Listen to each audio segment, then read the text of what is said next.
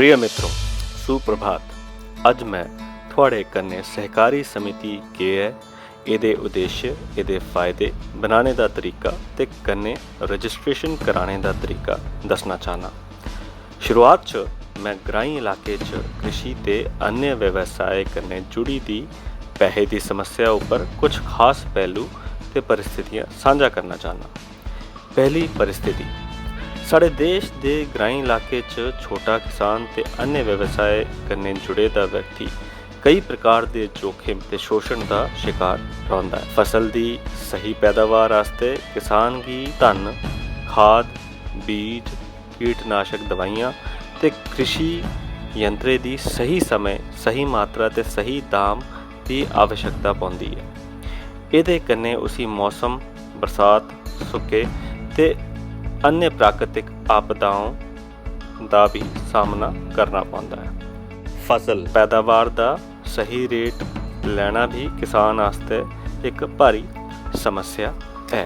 उसी बाजार की स्थिति की कोई जानकारी नहीं होंदी है ते कन्ने साहूकार का कर्ज चुकाने वास्ते फसल की औने पौने दामे उपर बेचने पौंदा है। दलाल भी बिच पईए काफ़ी पैसा कमाई लैंदे हैं।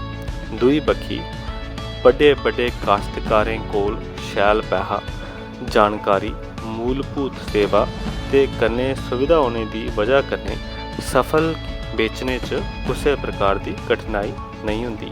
दुई परिस्थिति, ग्राहक के रूप च ग्राईं ते शहरी लोकें की कठिनाइयां झेलने पौंदियां। दूर दराज इलाके च दुकानदार ग्राहक Cola maximum retail price Cola भी मते पैसे वसूलते, मिलावट करते ते घट तोलिए चोर बाजारी करते। त्री परिस्थिति, अज साढ़े देश च कई जवान बेरोजगार, नौकरी नहीं मिलने की वजह कन्ने परेशान। इंदे च जवानें कोल नवी सोच, शैल ऊर्जा ते जानकारी है, पर अपना काम आपू करने वास्ते जरूरी पैसे नहीं है। इन्हें सारी परिस्थितियों कोला परेशान लोगों की समस्याएं का समाधान करने वास्ते सरकार ने एक कानूनी संगठन सहकारी समिति का विकल्प दिता है। सहकारी समिति का गठन सामूहिक, आर्थिक या फिर सामाजिक हित का बचाव करने वास्ते किया जाता है। ये समिति समाज च फैली दी कई चुनौतियों का मिलिए एकजुट होइए सामना करने का रास्ता दसती है। उपर वाली सारी परिस्थितियां जिनकी वजह कने लोकें कोल पैसा, जमीन, मूलभूत सुविधाएं ते व्यक्ति विशेष नहीं होंदा, इयो ले लोग जिले इकट्ठे होइए एक प्रोफैशनल मैनेजर जिहड़ा कि विश्वास पात्र होए, हुनरमंद होए ते चोरी नहीं करने वाला होए, उसी भर्थी करिए एक सहकारी समिति बनाई सकते हैं जिंदे च सारें दा बराबर मालिकाना हक होए।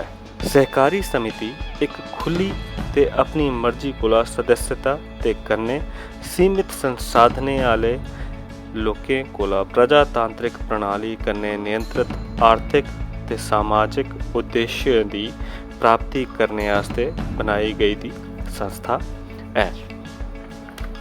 सहकारी समिति की खास विशेषताएं, मते पैसे की जरूरत नहीं होंदी, मैंबरशिप का कोई बंधन नहीं है, सदस्यों दे विच कोई पक्षपात नहीं होंदा, सारे सदस्यों के बराबर ते हक ते बराबर दी जिम्मेदारियां, प्रजातांत्रिक प्रणाली, सारे आस्ते एक ते एक आस्ते सारे आले सिद्धांत का अनुसरण किया जाता है। मते कोला मते मैंबरशिप की कोई सीमा नहीं है। इस समिति का सदस्य अपनी अष्टपूंजी तक सीमित होता है। फायदे का बराबर बंटवारा किया जाता है। मैनेजमेंट कमेटी का चुनाव सदस्यों द्वारा किया जाता है। आपू विच एक दूए की सहायता ते कल्याण की भावना होंदी है। सदस्यता च बदलाव के बावजूद स्थिर अस्तित्व होंदा है। प्रजातांत्रिक प्रणाली की वजह कन्ने सरकार की मदद मिलती रहती है। रजिस्ट्रेशन कराना एक कानूनी जरूरत है, तो रजिस्ट्रेशन की जिहड़ी प्रक्रिया है वो बड़ी गै सौखी है। हुण अस सहकारी समिति के गठन ते पंजीकरण की प्रक्रिया जानने का प्रयास करके Jammu and Kashmir union territory के अंदर के प्रक्रिया है ਉਹਦੇ बारे च गलबात करके दूए राज्यों च ये प्रक्रिया किश बखरी भी हो सकती है। सहकारी समिति के गठन व पंजीकरण के प्रक्रिया के 10 कदम। जम्मू एंड कश्मीर च सहकारी संस्थाओं पंजीकरण आस्ते 2 अधिनियम हैं। पहला जम्मू एवं कश्मीर सहकारी समिति अधिनियम 1999 ते दूआ स्वयं स्वावलंबी सहकारी अधिनियम 1999। पहला कदम सहकारी समिति के गठन आस्ते जम्मू एंड कश्मीर सहकारी समिति अधिनियम 1999 च घट कोला घट 50 बंदे ते स्वयं स्वावलंबी सहकारी अधिनियम 1999 च घट कोला घट 11 बंदे होने चाहिए। ये सारे बखरे बखरे परिवार दे होने चाहिए।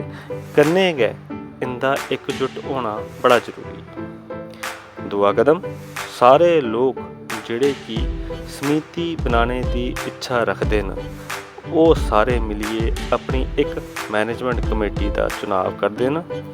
मैनेजमेंट कमेटी मिलिए फिर एक चीफ प्रमोटर या चुनते हैं।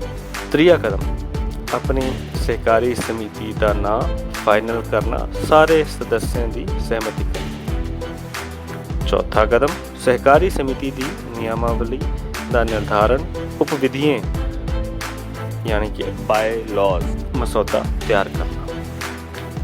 पंजवां कदम J&K सहकारी अधिनियम 1999 के अनुसार कोई शुल्क नहीं लगता, पर 1999 के अधिनियम के अनुसार 1% टोटल राशि का हिस्सा सरकारी खजाने च जमा कराना जरूरी है। छेवां कदम सदस्यों का शेयर 1999 के अधिनियम के तहत 100 रुपये ते 1999 के अधिनियम के तहत 10,000 रुपये की राशि एक शेयर के रूप च एकत्रित की जाती है। समिति का चीफ प्रमोटर इस पैसे की सरकारी खजाने च जमा कराता है ते उसकी रसीद प्राप्त करता है। ये बगैर कोई और पैसे देने की कोई ज़रूरत नहीं।